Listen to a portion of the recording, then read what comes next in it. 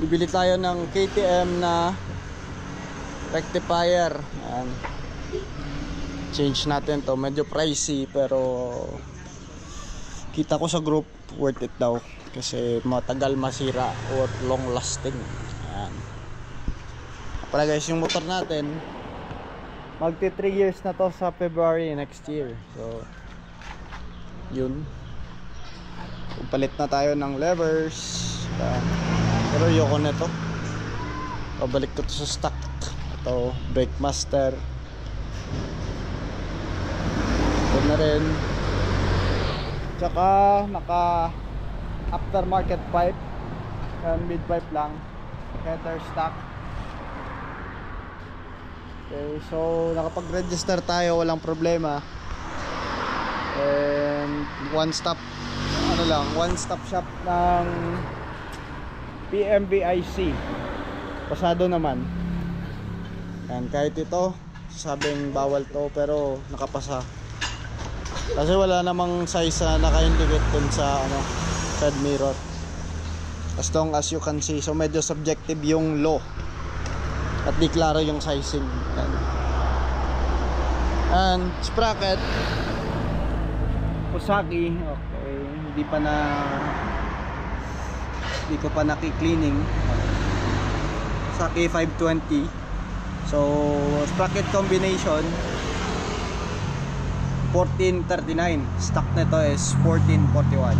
And so pina-welding nga natin to kasi ayoko ng extender kasi parang di ako convinced na matibay.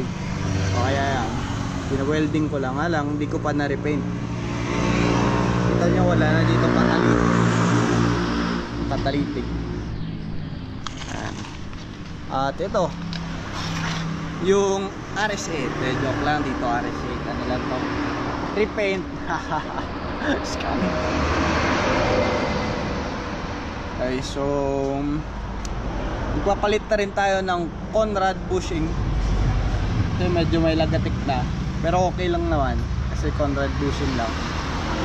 Okay, nagpalit na rin tayo ng bagong battery, pero chinarge muna natin kasi nga may issue yung rectifier.